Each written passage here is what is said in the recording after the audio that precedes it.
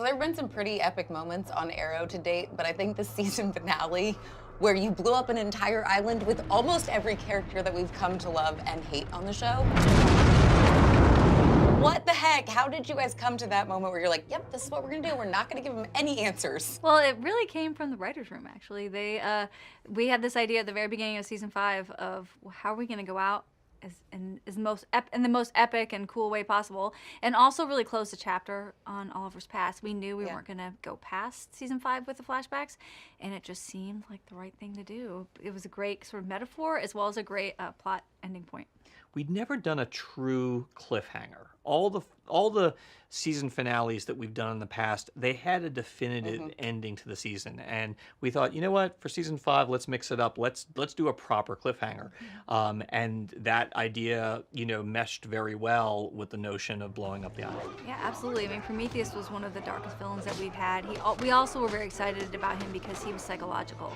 That's the killer that I know and love. And it felt like a very poetic way for him to end a season where he'd already been, really messing with Oliver's head, torturing him, and going to, forcing him to go to some pretty dark places. Yeah. It felt right, and it also felt right that we got him to a place where, Oliver was smart enough to sort of back him into a corner. So really the island became his plan B. All he ultimately wanted to do was to show Oliver to be the killer that he was, but when he couldn't do that, he was forced to, resort to taking all the people that he loved and putting them in jeopardy. What was it about season 5 where you guys said this is where we're not gonna do flashbacks anymore? Because it really has become such a hallmark of what Arrow is, getting to see the moments that have happened in the past who made him who he is now, and meeting new characters through it as well.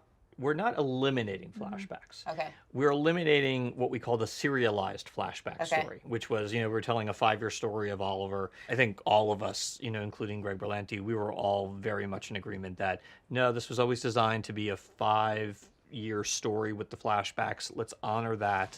Let's end the flashbacks as we always intended to, which would be with Oliver running through the forest like we met him in the pilot, firing that arrow, lighting that bonfire, and that's the end of the flashbacks.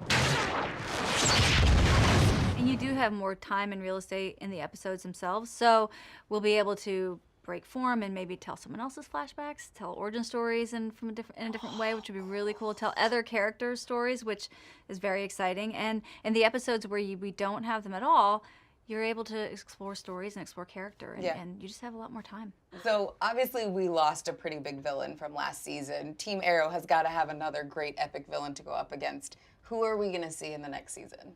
We're going to see a group of them, for sure. There's going to be a team of villains this season, but one of the biggest ones we're going to see, and we'll see her from the beginning, is Black Siren, who we got a little tease of last year, and we're very excited to have Katie back on the show. She's fantastic in this role, and it's a great villain because it really speaks to, not just to, a plot or what her agenda is, but it speaks to the emotional state of everybody on the show, particularly with respect to Oliver. This is an old friend of his, and coming back to do some evil, so it's going to have some resonance. I know you guys always talk about on this show in particular that it's so much about family and bringing the characters back that have an emotional connection to them. Obviously we've seen Oliver have a lot more family connections. Where is that going to go?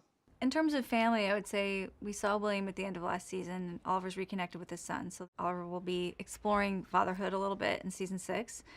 Beyond that, you'll have to see. Well, and I think another great thing is obviously Arrow kind of started it all for CW and the superhero genre, but there's so many crossovers. Do you guys watch the other shows now and kind of think, oh my gosh, okay, we want to bring that character over here, or it would be really fun to bring this person into the mix? Well, Black Siren's the perfect example, actually, and we do like pulling from, it's easier to pull from Flash than it is Legends or Supergirl. Supergirl's very, very hard because of the parallel Earths of it all. But yeah, when it's appropriate, like there's, we've experimented with bringing on Flash villains in season 4, and I think we kind of discovered it doesn't quite feel tonally right for our show, but we're glad we tried, you know.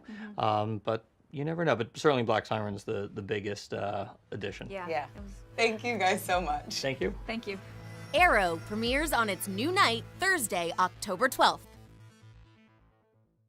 Thanks for watching, guys. Subscribe to the CW to see more from Arrow.